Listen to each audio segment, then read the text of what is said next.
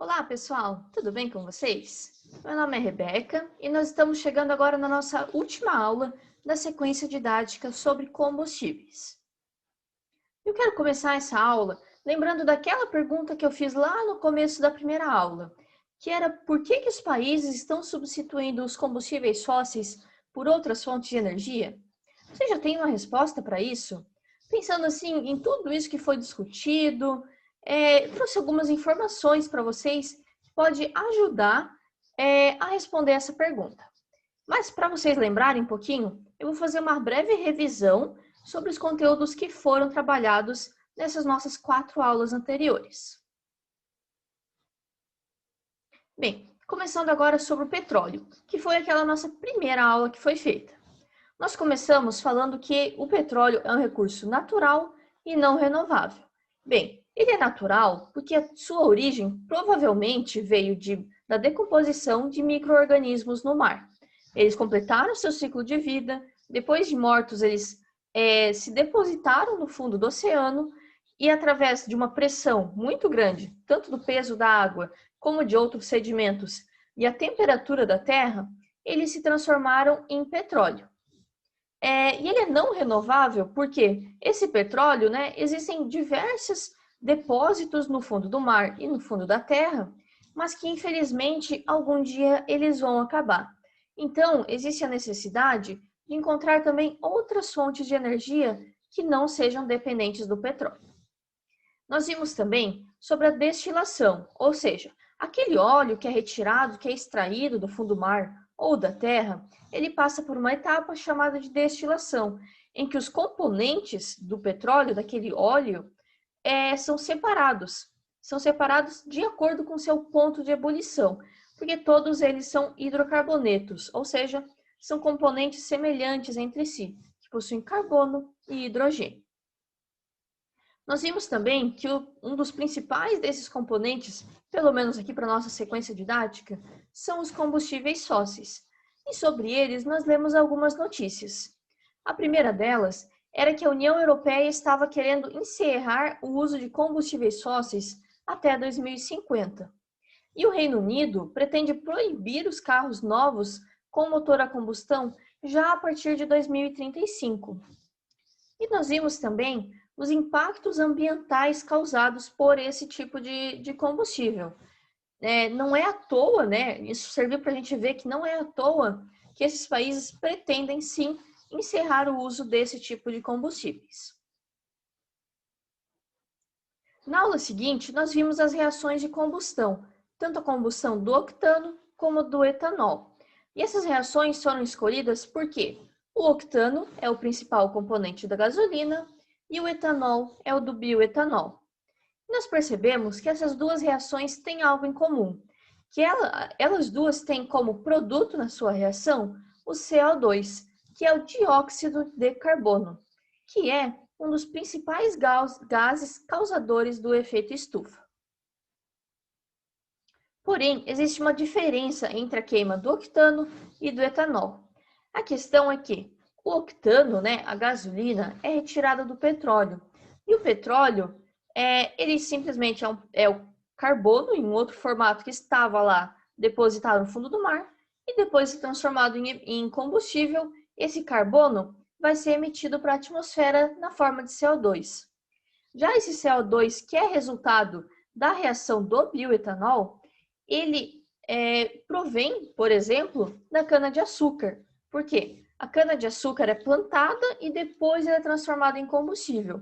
E acontece que a cana-de-açúcar, durante o seu período de crescimento, ela consome CO2 através da reação de fotossíntese.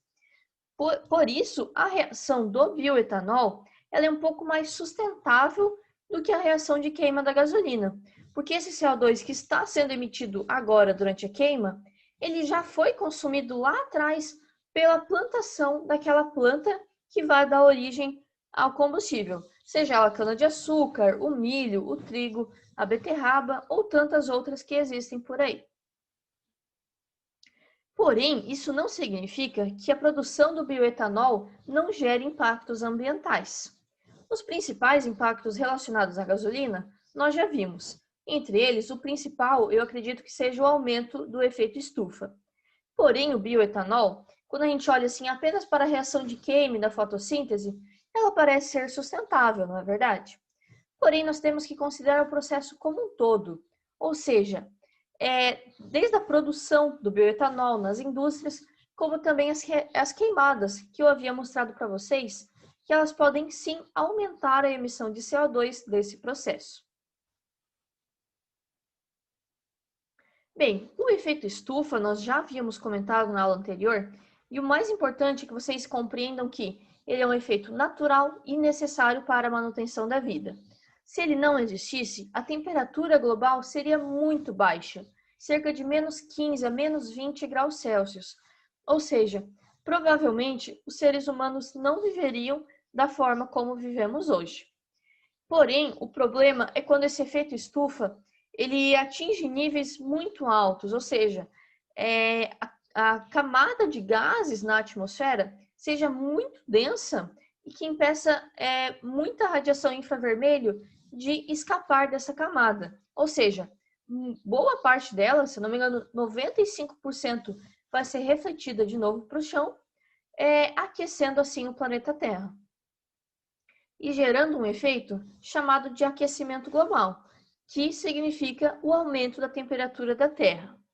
Bem, o que acontece no aquecimento global? O que nós, seres humanos, sentimos com o aquecimento global? Primeiro, é a sensação de temperaturas mais altas. Os desastres ambientais acontecem com mais frequência, seja enchentes, furacões, diversos desastres ambientais são relacionados ao aquecimento global. Algumas cidades são ameaçadas, isso vou comentar um pouquinho ainda nessa nossa aula. O derretimento das calotas polares, por causa desse aumento da temperatura. A acidificação do mar, que pode ser muito prejudicial para os recifes de corais, que nós vimos já que os recifes de corais podem sumir de 70% até 99%, dependendo do grau de aumento de temperatura que nós estivermos lá no final do século, e também o aumento do nível do mar. E nós vimos também sobre o chamado ciclo do carbono, que ele está representado aqui nessa imagem e que ele permite, ele tem como função uma reciclagem do carbono. Ou seja, nesse lado aqui na imagem, onde acontece a fotossíntese, tanto em plantas como por micro-organismos do mar, acontece uma absorção do CO2. Ou seja, as plantas e os micro-organismos têm como função absorver esse CO2 que estava na atmosfera e que é emitido por outras fontes. Depois, acontece uma deposição de matéria orgânica no solo. Essa matéria orgânica, com o passar de muitos e muitos anos, forma o carbono fóssil. E esse carbono dá origem aos combustíveis fósseis, que são utilizados depois em indústrias para geração de energia ou em automóveis. E esses aqui, os automóveis, as indústrias, juntamente com nós, seres humanos e os animais, contribuímos para a emissão de CO2 para a atmosfera, seja com um motor a combustão ou mesmo na nossa respiração, que nós expelimos o CO2 naturalmente. E esse CO2 que é emitido é depois absorvido pela fotossíntese. Dessa forma, existe um ciclo muito sustentável até, O que é produzido é consumido e a natureza vive em harmonia. O problema é quando existe um desequilíbrio, ou seja, quando as emissões de CO2 superam em muito a capacidade das plantas e dos micro-organismos de absorverem esse CO2. Esse aqui é o grande problema e nós também ultimamente andamos vendo que tipo de notícia? Primeiro, aumento do desmatamento e da poluição de mares, o que prejudica essa capacidade de absorver o CO2, e também um aumento da industrialização e da população mundial, o que aumenta essa deposição de CO2 na atmosfera. Por isso, há essa grande preocupação com o aumento da emissão de gases do efeito estufa. Bem, mas vocês têm alguma noção de como nós estamos hoje com relação ao aquecimento global? Bem, não sei vocês, mas eu muitas vezes tinha uma noção assim de que o aquecimento global é algo distante, que só vamos sentir os impactos dele lá na frente daqui a muitos anos. Mas será que é bem assim? Bem, para falar sobre isso, eu trouxe para vocês 7 informações, 7 dados reais, que ajudam a gente a ter uma noção um pouquinho melhor sobre esse tema. O primeiro deles afirma que o mundo está mais quente. E para isso, eu trouxe esse gráfico aqui, que ele registra as temperaturas desde o ano de 1880 até 2019. E nele foram apontados os 10 anos com as médias de temperaturas mais quentes e os 10 anos mais frios. E acontece que os 10 anos mais quentes do que o planeta já teve desde 1880 foram de 1998 até 2019, ou seja, nesses últimos 20, 21 anos. Já os 10 anos mais frios aconteceram lá entre 1890 até 1912, ou seja, há mais de 100 anos atrás. Dessa forma, a gente consegue ter uma noção que o mundo realmente está mais quente hoje do que há décadas atrás. A segunda informação é que 2019 bateu todos os recordes de calor que já existiram. Nesse ano, apenas nesse ano, cerca de 400 temperaturas recordes foram registradas apenas no hemisfério norte. E as ondas de calor chegaram a matar até 11 pessoas no Japão apenas nesse ano. E eu trouxe esse gráfico aqui, que ele mostra o dia 24 de julho de 2019. Isso aqui é uma imagem da Europa. Eu gostaria de vocês percebessem, né, que chama atenção essas bolinhas vermelhas aqui no mapa. Cada uma dessas bolinhas marca um recorde de calor desde o início dos registros, ou seja, desde lá 1800 e pouco.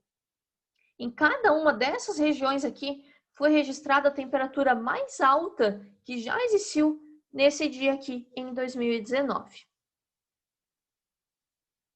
Já a terceira é que nós não estamos no caminho de atingir as metas de mudança climática. Esse gráfico aqui mostra que se todos os países seguissem as atuais promessas, ou seja, aquelas feitas lá no Acordo de Paris, se todos os países seguissem à risca com o objetivo de chegar a um aumento global da temperatura global de no máximo 1,5 graus Celsius, ainda assim nós teríamos um aumento da temperatura que ficaria entre 2,5 e 2,8 graus Celsius. Isso aqui, mesmo a promessa, já é acima do que eles pretendiam. Porém, as atuais políticas são um pouco diferentes, na é verdade. O que os países prometeram e o que eles realmente estão fazendo, aquilo que eles estão se dispondo a fazer, os investimentos para diminuir o uso de combustíveis fósseis, diminuir essa emissão de dióxido de carbono. Se os países seguissem essas atuais políticas, o aumento da temperatura global já vai ser entre 2,8 e 3,2 graus Celsius.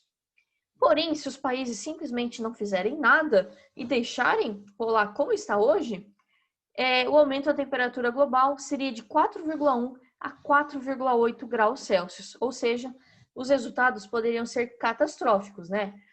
Eu mostrei para vocês na aula anterior quais seriam alguns dos efeitos se o aumento da temperatura fosse de 1,5 ou 2 graus Celsius.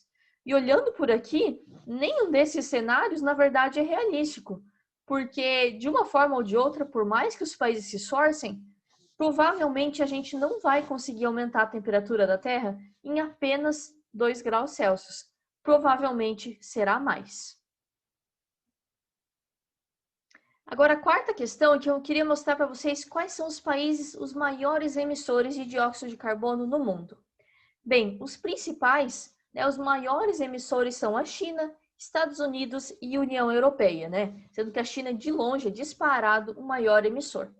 Isso a gente consegue perceber que todos esses 3 países, União Europeia, um conjunto de países, mas todos eles assinaram o Acordo de Paris e eles buscam também diminuir essas emissões de dióxido de carbono. E é o que a gente espera, para o bem de toda a população, é que eles consigam. Porque o impacto de um país como a China é superior ao que diversos países menores em conjunto, emitem dióxido de carbono na atmosfera. Já essa quinta questão mostra que as áreas urbanas são particularmente mais ameaçadas do que áreas rurais. Esse gráfico mostra que, no eixo Y, ele está mostrando o crescimento populacional, né, que ele vai de 0 a 6%, ou seja, o quanto que aquela população vai crescer, população daquelas cidades, né? E aqui no eixo X está mostrando a vulnerabilidade, sendo que quem está mais aqui para o lado esquerdo são cidades que estão menos vulneráveis e as mais do lado direito são mais vulneráveis a mudanças climáticas, eu digo, tá? E aqui a gente consegue ver que as cidades com maior crescimento populacional, ou seja, as que estão mais nessa faixa de cima do mapa, também estão mais à faixa da direita, ou seja, são mais vulneráveis. Quanto mais essas cidades estão crescendo, mais elas estão se tornando vulneráveis. Ou seja, as cidades que mais vão sentir com essas mudanças climáticas provavelmente são também regiões muito habitadas, ou pelo menos regiões que estão crescendo muito a sua população ultimamente. A sexta questão é que o gelo do Ártico também está sendo ameaçado nos últimos anos. Esses gráficos aqui mostram a diminuição da área de gelo do Ártico nos últimos 40 anos, desde 1980 até 2019. E aqui a gente consegue ver, né, que a cada 5 anos foi feita essa comparação e sempre há uma diminuição na área de gelo, exceto aqui entre 1990 e 1995, onde essa área se manteve. Mas se a gente comparar de 1980 e o gráfico de 2019, a gente percebe que atualmente a área de gelo do Ártico é um pouco maior do que a metade do que há 40 anos atrás. E isso é muito causado por esse aquecimento das águas e do planeta em si. A sétima e última questão é que eu queria mostrar para vocês que cada pequena ação nossa ajuda sim a combater o aquecimento global. Isso aqui é um gráfico que mostra a pegada de carbono de alguns alimentos que são mais consumidos no mundo. A pegada de carbono, ela mostra assim, o quanto de carbono, de dióxido de carbono é emitido na produção de alguns alimentos. Pensando assim, por exemplo, a carne bovina. A gente tem que considerar desde o crescimento do animal, depois o seu processo, né, a fabricação da carne, o seu transporte. Então, às vezes, assim, aquela carne que chega na mesa, a gente não tem noção de todo o seu processo. E uma carne dessa, uma porção de carne, se ela for de alto impacto, ela pode emitir até 15 quilos de dióxido de carbono por porção. Ou seja, essa questão aqui dos impactos, né, que depende. Uma carne bovina, ela pode ser, né, o animal, ele pode ser tratado de uma forma ou de outra. Todo o seu processo de produção pode ser mais sustentável ou menos sustentável, né? Mais preocupado com o meio ambiente ou não. Por isso, há essas diferenças no impacto de um mesmo alimento. E aqui, o gráfico já trouxe alguns pontos para a gente observar, né? Ele mostra aqui que uma barra de chocolate de floresta desmatada emite mais do que uma porção de carne bovina de baixo impacto. Ou seja, se esse chocolate aqui, para ele ser plantado, o cacau, for primeiro desmatado aquela área, já vai aumentar a sua pegada de carbono, não é verdade? Isso ali já vai estar desmatando uma área que é muito prejudicial ao meio ambiente. Isso aqui pode ter um impacto pior do que uma carne bovina, ou seja, pode emitir mais de 5 quilos de dióxido de carbono para a atmosfera. Então, essas questões, assim, né, que as coisas assim que a gente até nem pensa muito, assim, qual que é a origem do nosso alimento? Será que ele foi produzido de uma forma correta? Ou será que eu estou ajudando ainda mais ao aquecimento global? Essas questões, sim, a gente pode ficar de olho. Eu também queria perguntar para vocês agora, será que o problema são apenas os combustíveis?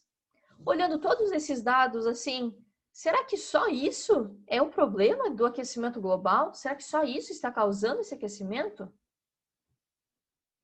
Bem, gente, para responder essa pergunta, eu trouxe aqui para vocês um simulador em que ele permite que eu altere alguns diferentes fatores e verifique o quanto da temperatura global aumentaria até 2100. Esse primeiro gráfico, aqui onde é que eu estou mostrando o meu mouse, ele analisa a mudança na concentração de gases do efeito estufa, sendo que a linha preta é como nós estamos agora, e a linha azul vai se modificar conforme eu alterar esses parâmetros aqui embaixo.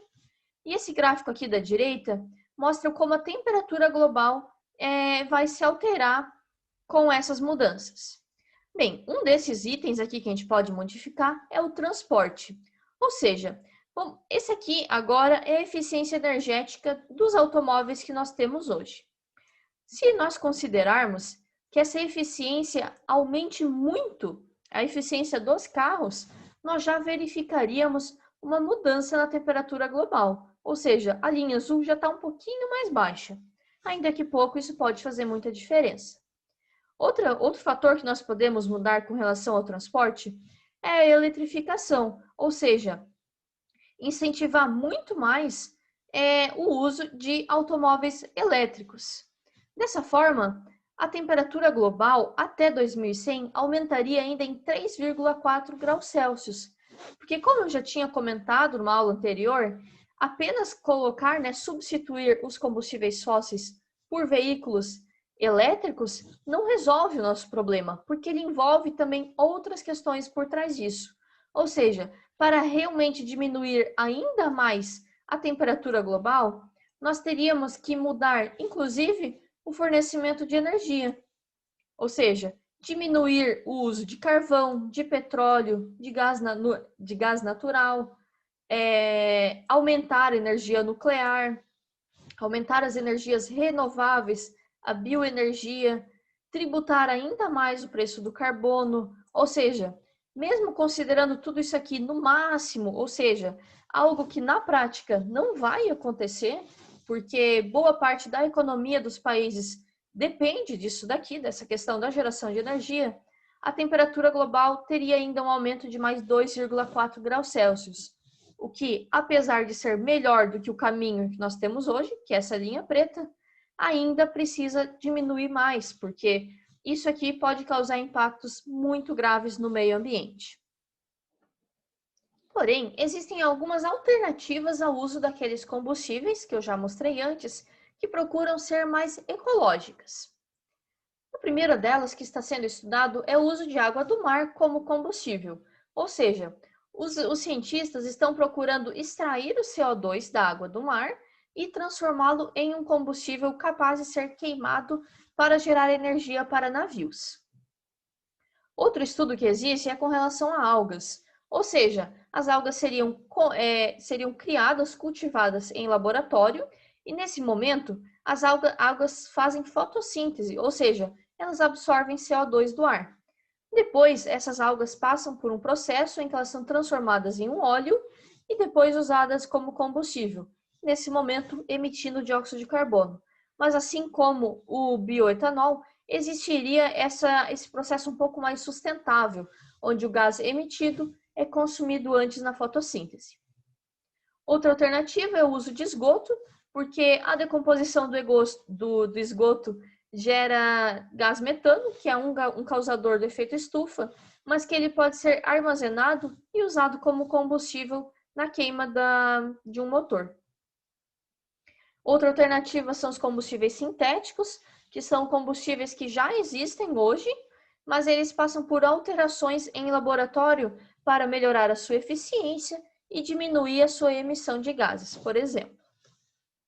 Outra alternativa é o café, que esses estudos ainda estão em fase bem inicial, mas que se acredita que exista um potencial de gerar energia através de alguns componentes do café. E por último, o que se espera é que será o combustível do futuro, que é o hidrogênio, porque o hidrogênio ele usa de ar, entra no motor, entra ar, e acontece ali uma reação que utiliza do gás hidrogênio para ser queimado, e ele produz água, ou seja, vapor de água.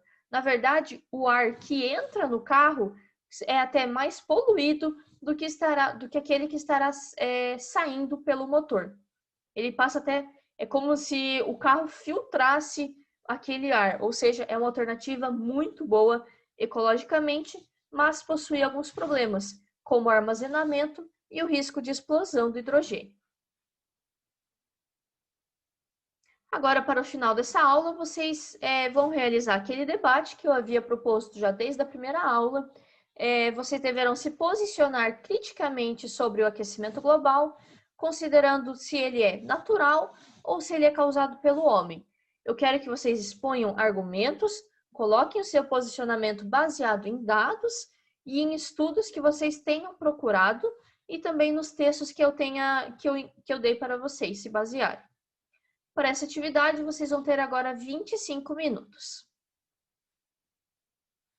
E essa foi a nossa aula de hoje, pessoal. Assim se encerra a nossa primeira sequência didática sobre combustíveis. E eu espero que vocês tenham gostado.